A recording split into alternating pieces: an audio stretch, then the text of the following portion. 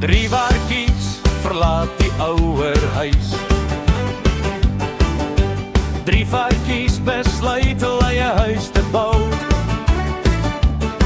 Die eerste een bou 'n huisie van strooi, wat wolf met sy eerste blaas omgooi.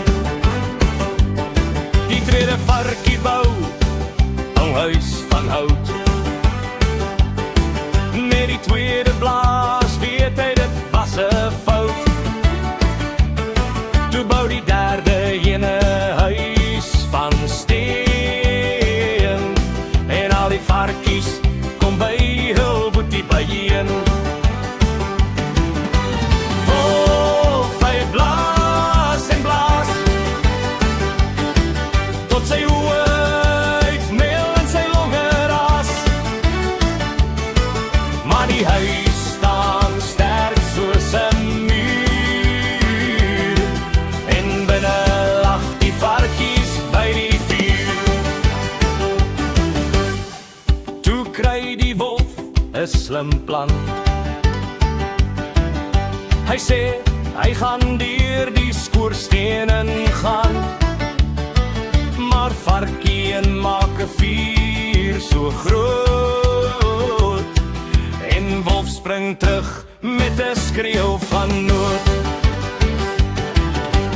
Varkie 3 drink sommer 'n bier. Varkies, bring nog wyn hier. Hy vat 'n sluk en toast met wyn op die wolf se brandende pyn.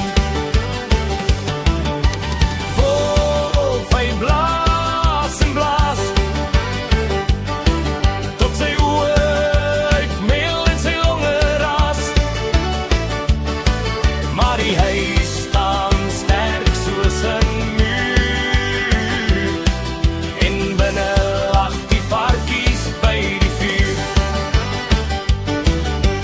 Wolf se boot het lekker gebrand, die varkies jaag om uit die land. Toe sit hulle saam en drink nog wyn en skaterlag oor wolf se pyn. Wolf, hy blaas en blaas, tot sy oë uitmeel en sy longe raas. Maar die huis staan sterk soos 'n muur, en binne lag die varkies by die vuur. En binne lag die varkies by die vuur.